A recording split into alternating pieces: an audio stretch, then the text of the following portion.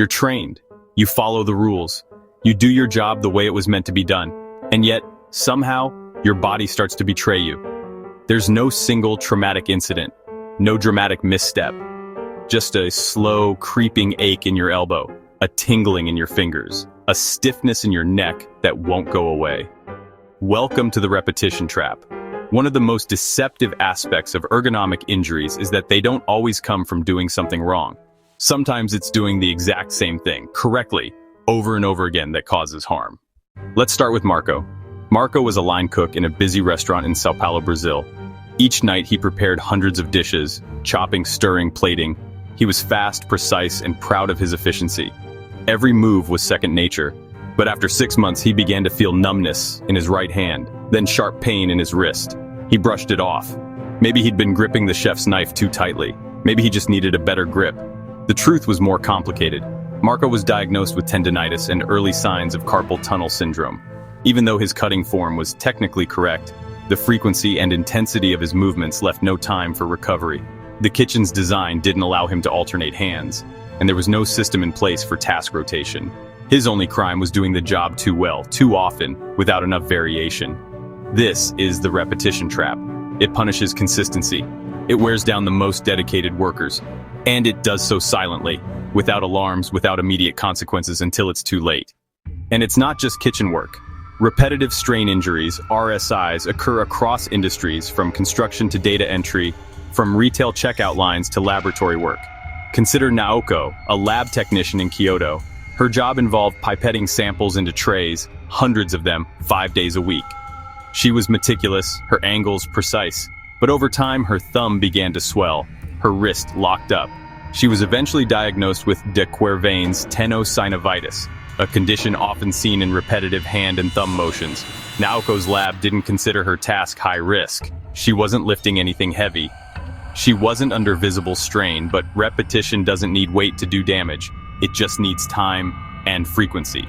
Then there's Andre, a warehouse picker in Johannesburg. His job required reaching overhead into bins for small components. The motion seemed harmless, especially since each item weighed less than half a kilogram. But after a year of repeating that reach hundreds of times a day, he developed shoulder impingement and chronic upper back pain.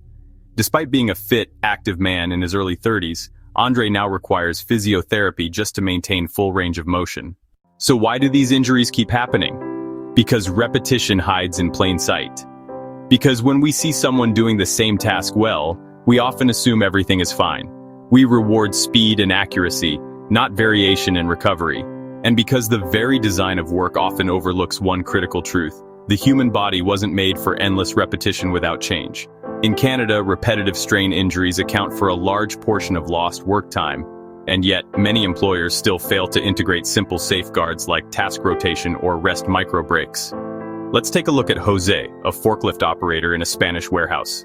Each day, Jose sat in a cab designed for long hours but with minimal lumbar support. The turning of his neck to check mirrors and pallets, the constant use of his right arm for joystick control, it never changed. Same tasks, same posture, every day. By year 3, Jose had developed chronic neck stiffness and a compressed disc in his lower back. Not because he ever had an accident, but because the repetition finally caught up. After a full ergonomic review, the warehouse modified cab seats, introduced shift-based task variation, and added a stretching protocol at the start and midpoint of each shift. New hires were now trained on not just how to operate the machine, but how to protect themselves from the cost of repetition. And what about digital workspaces? Lena, a content moderator in Berlin, spent most of her shift clicking through flagged content. Every few seconds, she'd use the same mouse motion, the same keyboard shortcuts. The work was mentally exhausting and physically taxing in subtle ways. Her fingers began to lock in the mornings. Her shoulders ached constantly. Eventually, she was diagnosed with repetitive strain affecting her tendons and nerve pathways. What seemed like a safe office job turned into a trigger for chronic pain. Her employer, after seeing similar cases emerge, introduced speech-to-text options, ergonomic keyboards, and required micro-break timers built into the platform. It's not about working slower. It's about working smarter. In Denmark, an electronics assembly plant redesigned their entire workflow, so no one worker performed a single repetitive task for more than 2 hours without switching. Productivity didn't drop, it rose. workers felt more engaged, reports of arm and shoulder fatigue plummeted. The same approach was taken by a textile company in Bangladesh. Seamstresses were routinely rotated between stitching, pressing, and folding stations. Within 6 months, upper limb injuries fell by 45%, and workers reported greater job satisfaction. In Australia, a meat processing facility introduced mechanical lift assist arms to reduce the repetitive overhead cutting motions required in the boning area. The result? Not only fewer repetitive motion injuries, but improved retention among experienced workers who were previously considering retirement due to pain. These solutions aren't just smart, they're proven. The repetition trap doesn't need to catch us off guard. We can see it, we can interrupt it. We can re-engineer our workflows before the damage is done. So here's the question. What task do you do more than 100 times a day? And what would happen if you did it slightly differently, or did something else in between? You might not feel the damage today, but your future self will thank you for making the change. Let's rethink repetition. If you've ever experienced a repetitive strain injury, share what helped or what you wish you'd known sooner. Your story could be the break someone else needs.